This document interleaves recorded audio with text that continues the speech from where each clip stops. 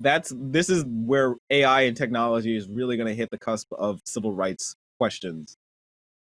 So in Chula Vista, a Southern California city, flying drones with artificial intelligence are aiding investigations while presenting new civil rights questions. Each day, Chula Vista's police respond to about 15 emergency calls with a drone, launching more than 4,100 flights since the program began 2 years ago. So that's only 2 years. They already have 4,100 flights. Chula Vista, a Southern California city with a population of 270,000, is in the first in the country to adopt such a program called Drone as First Responder.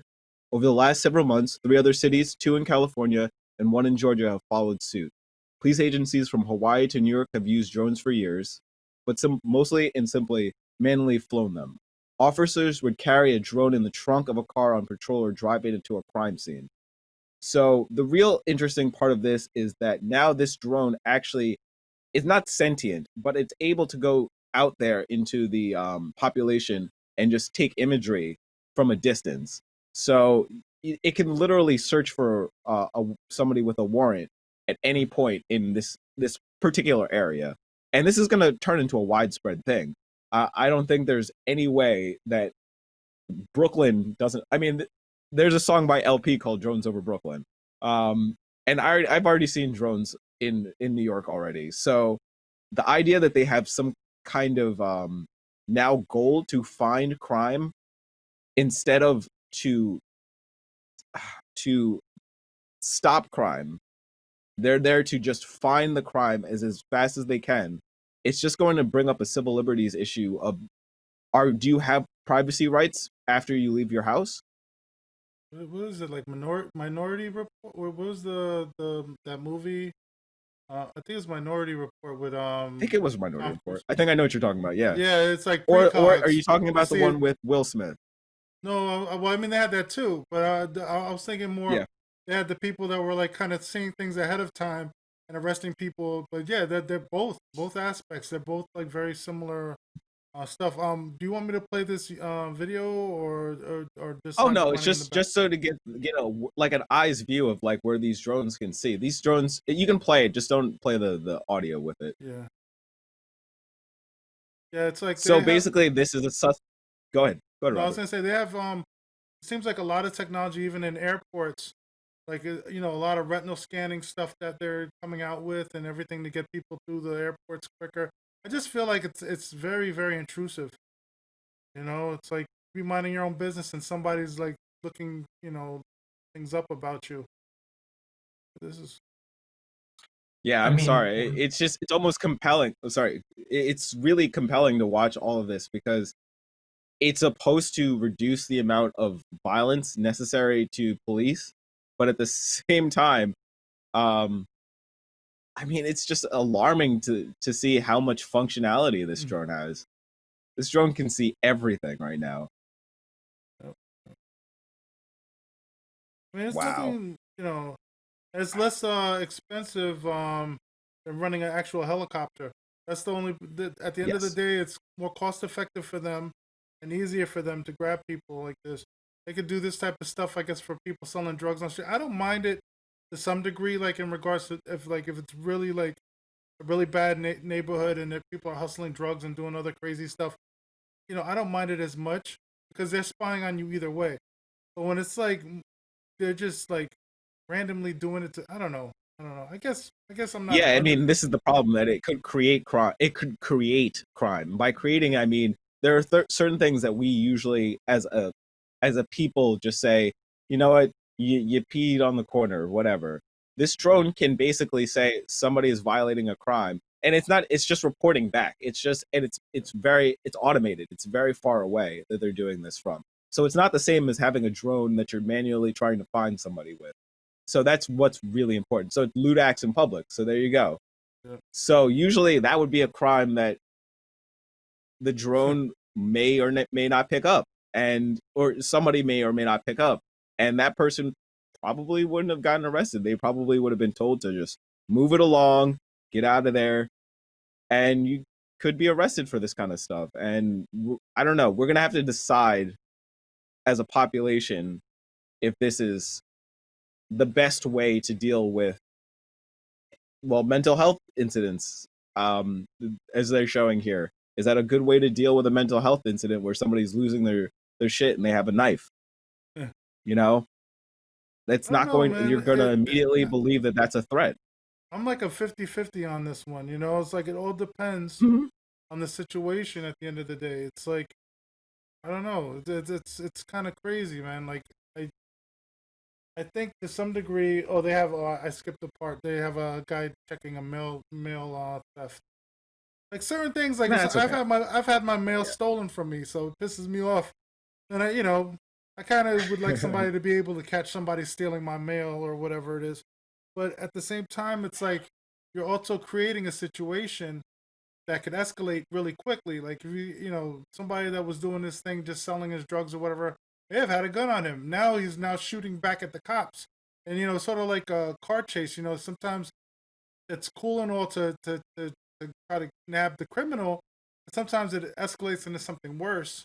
Um, but at the end of the day, like I'm not 100% against that much. I You know don't what I think you mean? need Like, to be 100% against. yeah, I think it's more of something that we have to think about as a civil yeah, liberty issue, yeah. that we're going to have to decide as a population how much, if leaving your house is now a loss of your some of your privacy Yeah, rights. like what else are And they watching? Are they actually like are they getting a like peep into somebody's house and they're doing something intimate, or something, you don't really know what that camera's, getting photos of or video of. So I see that aspect of it that's kind of like screwed up. But I guess if you're looking face down like the way they are now, and I don't know, it's an oh, interesting it's only going to get better than that.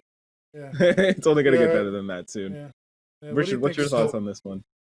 so let me first say I am a fundamental believer that when it comes to law enforcement in the United States, we need to throw out all books completely and philosophically recalibrate the point from which we start when it comes to law enforcement. Okay, I don't think anything that we're doing when it comes to law enforcement right now is working. And I think this is just a further manifestation of those philosophies and policies and approaches that aren't working. So, to me, I think the last thing American law enforcement needs is to have more barriers removed from citizens, removed from people. So you've got your helicopters, your drones, you've got the pseudo tank or that you got a military SWAT things, yeah. surplus, and you've got your helmet, and you've got your shield, and you've got your gun, and your spray, and you've got all of these things that allow you to distance yourself from people, isolate yourself from people, and ultimately, at the end of the day, it dehumanizes a population. Mhm. And I think that the closer you are to people and the more you are within a community, the closer that you are to humanity, the less likely you are to minimize or gloss over or be numb to human rights. So if you Mhm. look at policing from a European standpoint, okay, I've done some travel in Europe. European law enforcement is completely retail law enforcement. I'll explain what I mean.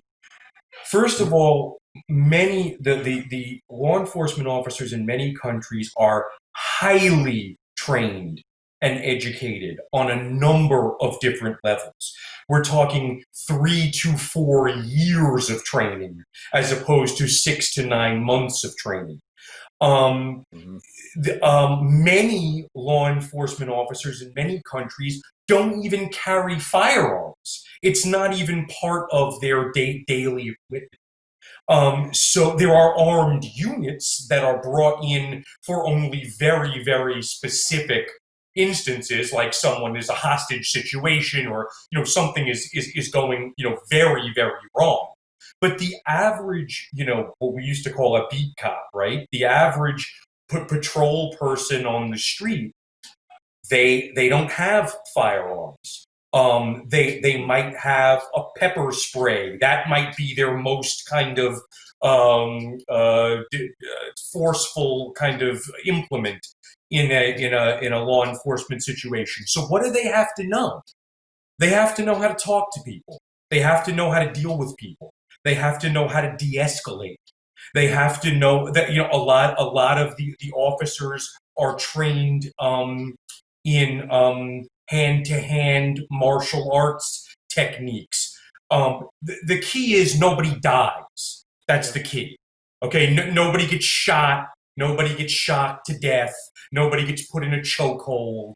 It's not to say that police officers, run after, perpetrators of crimes, blowing whistles like like a cartoon caricature. But it is to say that the first approaches are interpersonal approaches. The first approaches are non-lethal. Okay, they don't call in SWAT teams for guys that are drunk sitting in a parking lot. Okay, they don't call in SWAT teams for people that are having some kind of crisis of mental illness. Those things aren't solved with machine guns or pistols or anything like that. And so, to me, I see this drone application as just another kind of instance of, we'll just apply the technology. It's not about dealing with people. It's about having our little device come in with a camera and finding you on a grid and seeing whether you're naughty or nice, and then figuring out how we administer punishment for that. So I think that the drone situation is an outgrowth of a much deeper toxic philosophy in law enforcement. Yeah, I mean, we basically are agreeing. We've talked about it before about defund the police as not a fantastic term, but it meaning what you just said is that you're reevaluating the entire structure of the police department. Oh, now we got a little kid over here. What's that? There he is. See, we're a fun-loving show right here. It's my son Phoenix. I wanted him to say hi to Hello. everybody. Everybody. Yeah. Well, I'm sorry. I just had to. He was walking by. I had to. Yeah. That's all right. It's good. I mean, we're doing it for them. We're doing it for all the kids, right? We got to make sure like everybody's aware of what's going on in this world and like how they should be treated, right? At the end of the day. But yeah, that's crazy. and that's why I brought it up, because it's like we need to decide if this is just norm. Is because it's not going to just stop in these 3 towns or these 3 cities. It's going to apply to other places where we're going to have to decide if it's okay to have drones. I know how I feel about it, but at the same time, I think that it's reasonable to think that what worried me is that they called it a first responder unit, because I don't want it to be the first response for everything. I don't mind it being applied the way for a domestic activity, for violence that is probably going to happen in an area. I probably would even be okay with if it was a large form drug. You're going after a large heroin producer or something like that. That makes sense to me. The problem is that thing is automated and that thing just flies around all day. So I just think that we're just going to have to think about it, because we're going to have to just decide if that's the future. Yeah. It could be the future. I mean, in some ways, I kind of just... Yeah, go ahead, Richard. No, I was just gonna say, if you've ever seen the John Carpenter film They Live, with the glasses and all of this. I mean this whole idea of the surveillance drone that was, kind of right out of that. The little guys just kind of floating around, seeing what you're doing, and then, it's once again, the technology is neutral. I mean, drones are amazing. I mean, look at all that we've done in photography and cinematography and the arts with them. And, but by the same token, it's all a question of how you apply it. Do you really want to be walking on the street and seeing one of these things, pop up every 10 minutes and be conscious of the fact that you're always on camera? I don't know. Yeah. Yep. Crazy. So my apologies, Robert. I think we're gonna skip the last section here, and we're gonna just go to the swift changes in media services. The power of editing. Yeah. I'm just trying to make sure I have the right one. I have more than 1,200 Google workers condemn firing AI scientists. That's not what part Yeah, of we it, can right? go to that. That actually is probably that is the most on topic right now. So let's do that. Let me just The firing of an let me know when you're ready, Robert. here we go.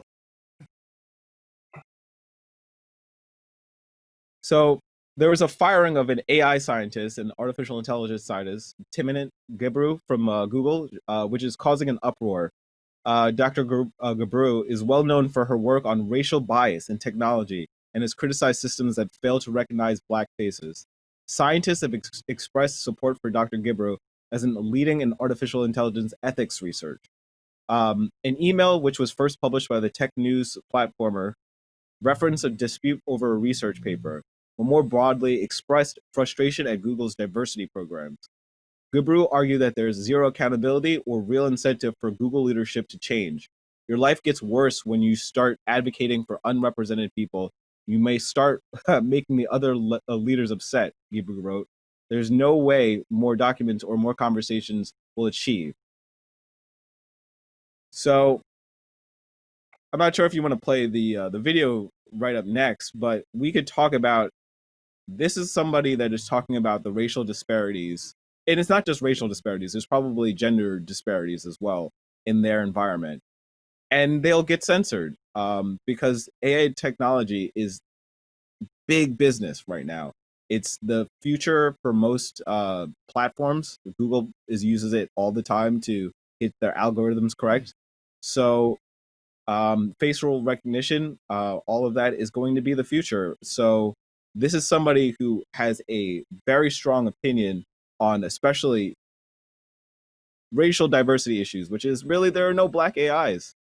In a lot of games and stuff, there's not a focus on that. So right now, all of the artificial intelligence software focuses on white people, and it's a uncomfortable thing to talk about. But if you're going to write a research paper, you're going to talk about an uncomfortable situation. Yeah. Just out of curiosity, are we doing VC4 or VC2 for this one? I know you said you wanted to put a video up. I'm just not sure which one is it. Just let me see. If I have it. I know I have it. It is VC2. VC2. Okay, I just want to make sure. All right, so I'm cutting over now. Hold on one moment. What I want to talk about today are the invisible algorithms that are all over our lives, but that are not as glamorous as this robot, but that are, I think, more important. AI right now is being used to manage our electric systems, power systems, driving systems, trading. So sometimes you see the market going up, down, and up again, trying to figure out who to hire and who not to hire. And if you are interested in learning about how pervasive these data-driven algorithms are in our lives and some of the unintended consequences that might come because of that pervasiveness, I recommend that you read Weapons of Mass Destruction or Automating Inequality. AI is also used in our government. So how many of you have heard of this 2016 ProPublica article that talked about software that purports to predict someone's likelihood of committing a crime again? So how many of you have heard? So judges use this prediction as one of the inputs to decide how many years to sentence someone to prison for. Jesus. And I mean, they're afraid of this soft-spoken woman bringing too much truth to power right there, just telling you about how structural this AI technology has gotten into our fundamental resources. We need it. We use it for the stock market, and we're still driven by something that doesn't affect most of us. So that's it's sad. It's sad to see Google and other companies are unwilling to have any dissenting voices. It's scary, man. Well, I mean, that's how you preserve a power structure, unfortunately. Yes. By limiting the voices of dissent. I mean, it's I don't. Artificial intelligence, the concept of it, I think, kind of needs to be clarified. And not that not that it's my field of study or anything. I'm very uncomfortable with machines actually making decisions. I'm not uncomfortable with machines weighty decisions of any gravity. Let me qualify that. I don't have a problem with a machine figuring out what the best oil is in my car. I don't have a problem with a machine figuring out, kind of mundane details that make human life move along more smoothly. Those aren't the kind of decisions I'm talking about. I'm talking about the decisions, like in hospitals, what disease you may or may not have, what condition you may or may not have, what side effects to a medication are relevant and might not be relevant based on your medical history, who goes to jail and for how long, and if they should go to jail. I just think that there are certain decisions that we really cannot abdicate to computers. And I think there are certain decisions that we can. And I've given examples of that. So to me, I don't see how it could make any borderline conscious person, anything other than uncomfortable. I mean, the idea that you have a machine that will crystal ball your maybe or maybe not recidivism when it comes to criminal activity. I mean, to me, it's like, how can you look at that as anything other than, removal of somebody's self-determinism? I think that's a very key factor here. Who do you bet on? Who do you place your faith in? Not to be religious, but who do you place your confidence in? Or is it about people, or is it about an algorithm that someone wrote or created? Those are the questions I have with that. At the end of the day, it's all about the purpose of it, right? Like, why are they using it? It's supposed to make human life better, maybe easier, but at the end of the day, it's like people take it and they be, oh, I see what else I could use this for. This is interesting. I could take advantage of this, or I could do that, and it's scary because you never know who's behind it. You know what I mean? It's one thing if people would have some sort of accountability for their actions, but it's like, how do you, with a conglomerate like Google, like, how do you point the finger at who's at fault when things go, haywire? You know what I mean? Or Apple or any of these big companies, you can't really, like, you want to be able to blame somebody and say that, this is wrong. We shouldn't have these things going on this type of path or whatever it is. But at the end of the day, it's like, it's gotten to the point where it's kind of like the Pandora's out the box. You know what I mean? Like, it's already. It's also limiting liability. It's limiting their liability for a lot of things. And for instance, go ahead. I was gonna say, look at the politicians. They're even making laws and bills or whatever they do to limit the liabilities of some of these companies for some of the stuff that they're doing. In some ways, it's like they pick and choose the wrong things to go after them for, and then at the same time, on other instances, they choose the exact opposite thing that they should do, and it's just it's crazy. I lose my mind with technology. I love it. I enjoy it. I enjoy the fact that I can do all this stuff at home, like produce shows and make music and photography and everything else that I do. But at the end of the day, it's like, okay, now everybody has the same tools. Everybody can do all this stuff. Now everything's just noise. And who do you point the fingers at when things go wrong? And it's just I don't know. To me, it's happening so fast that, unless you have like a speciality in something that differentiates you from something else, it's like you become part of the noise. And like you said, with the liability aspect, it's all noise. Like, people look at it and they conclude it as being, oh, this is just what comes with it. They simplify what's going on. Like they make excuses for companies like this. Like there was a thing with was it Facebook? They had a hearing. I think it was over a year ago, and they were asking about the ads and everything. Right? They were talking about you have all these politicians like asking them, why do you have to take all these people's information and blah blah blah blah. And they're hounding Google and not Google, Mark Zuckerberg, Facebook. Facebook, over and over again over the most common sense thing that everybody knows. Each of these companies are stealing, not stealing, but you're signing up for it. You're getting a free service, right?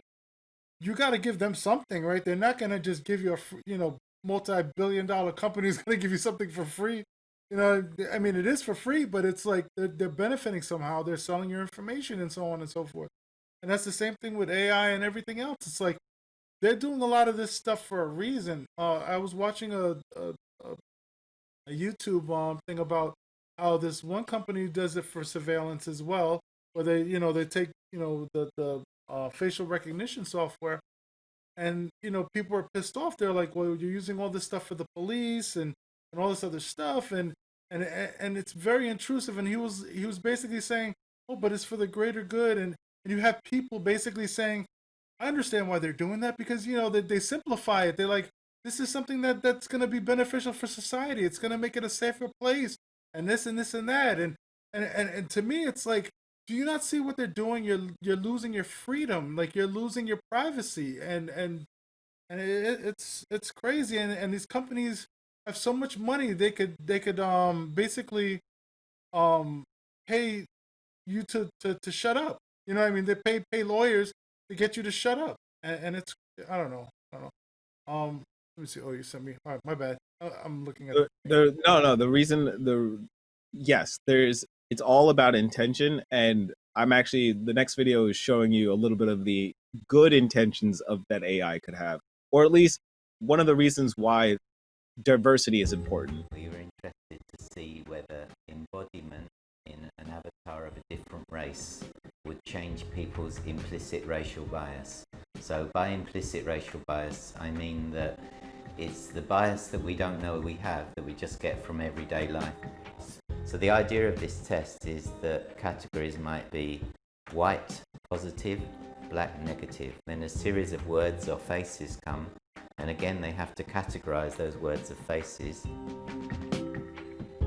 If you have an implicit racial bias, it's much easier and therefore faster to classify white positive words and black negative words than the other way around.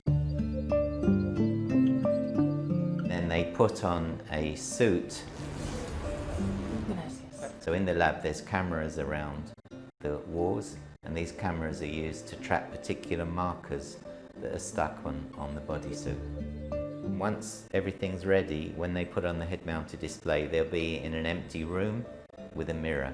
And when they look in the mirror, they'll see a virtual body whose movements mirror their own movements. First, I felt strange, but later on, I feel comfortable with my new body. When I look at myself in the mirror with another color of my skin, I didn't realize, in fact, that it was not my real color. So after this period is finished, then the implicit association test starts again. This time they'll see it in the head-mounted display. What we're interested to see is if to give someone an experience of actually being a member of that minority group for a short time would change this implicit racial bias. When we embodied light-skinned people in a dark virtual body, their implicit racial bias decreased. The type of body you have seems to actually influence how you behave, what your thoughts are, and so on. So this is the really powerful thing that we're beginning to discover. So that's great. I mean, they're using AI. What it is that they're developing the AIs for the future to be more inclusive. They're basically, this is a way of testing something, right? This is a scientific test, basically, to find out if people have a higher stereotypical stereotype of different people and whether they diminish them or not because of the color of their skin. And they basically are proving that, hey, people do that as long as they don't see themselves as that. Once they see themselves as that, they're able to broach that into the world and not be, I guess, as racist. I think that racism is it's in everybody. There's a little bit of racism in everybody that you can always learn to not to go against, but it's not really racism. It's more like stereotyping people. Yeah. And I find it that this is the positive of all of this, is that you get to see different structures of science through AI. So I just didn't want to leave us with all of the negative parts of technology. I think that this is how science works. There's going to be consequences, unfortunately, to everything, but you can find a positive way to use it. It was interesting, definitely interesting. The science in general, like like we said in the medical, so a lot of that's medical and psychological impact on people. You know what I mean? Those things, they're okay. I don't have a problem with that. It's when people are trying to get financial gains or to manipulate situations. That's where I have a problem with technology. Other than that, if it's efficiency and it helps people in some way, like I said earlier, with businesses, if businesses are willing to invest in solutions that are there to help the actual employees or people in general, I'm cool with it. But that's the thing, man. Like, we live in like a crazy country, man. These people in this country, 50% of them I've noticed are pretty crazy in this country, and like their agendas and their reasoning behind things it's scary. I don't want to give these people this power to be able to do some of this stuff that they do, and some of them are too stupid to really understand the long the long term effects of what some of this stuff can do. These jobs aren't going to come back once they start doing some of this stuff. A lot of these jobs won't come back. So it's scary, man. I mean, but yeah, I love the positives. I love it, especially if I'm using technology. This is my technology. Yeah, I mean, I just want to. I have to admit, I'm even trying to even out the conversation, because I do believe that AI is a scary thing for us in certain aspects. Like, yes, we're going to lose some jobs to technology, like cars that can actually drive and automate, kiosks, etc. But it's important to know that that wasn't necessarily the reason for it. The reason wasn't the capitalism that is related to it. It is actually people who have scientific discovery built into them. And it's hard because we live in a society that is capitalist right now, and will be taken advantage of sometimes. Like the A-bomb. Or like the A-bomb. You got a scientist develop all this stuff. Like, guess what we could do with this? Look at, it's like you look at what they, it's a damn shame, man. There's always somebody, we could use this in military environments or this and that and blah, blah, blah. And I'm like, okay. That's what's scary. What you think, Rich? How do you feel? Well, as far as the video that we just saw, I think it's really cool. I have to say, I don't think that the person that needs it is going to be the person that gets it. In other words, I think that if you're open enough to want this experience and to be engaged by this experience and to try to figure out, about implicit biases and how this works and the racial dynamics and all these different things. If you're motivated enough to do that and strap on that suit, you're probably not part of the problem. You know what I'm saying? So I think it's a great technology. To me, my question would be, how is it going to be proliferated and utilized, and how are people going to engage with it? To me that would be my question, because for reasons that I say, I mean, if it can be a revelatory thing, or if it can be a thing that can increase someone's level of understanding or consciousness even about themselves, that's a great thing. I'm just curious as to how those dots are going to get connected. But yeah. my only answer to that, because I actually don't, I think you're completely right that you don't know how it's going to come out to other people. I noticed it in like Grand Theft Auto 5. Being able to play multiple characters gives you a different idea of the person. And I think, I mean, I don't know if this will translate directly to gaming, but usually these VR kind of things end up in video games, etc., because that's a commercial entity. So I'm hoping that that is where that will end up at. But that's the only measurement that I have, is that you'd see it in more of the it's almost like, yeah, gaming and more of like technology. You'll see more faces that are diverse, and it's just a shame that they fired somebody over having conflicting views. Then, you know, like, just go with the status quo, basically. They don't want to have somebody, you know, tarnishing their name. It's crazy. Like, you can't say things nowadays without people like, okay, oh, you can't do that. You know, we gotta let this person go because it looks horrible for our company for saying something that is racial related or sexist, or, you know, anything that's, you know, out of the kind of norm. Like, people should be able to speak freely in regards to situations that they feel like are have issues that need to be addressed. But at the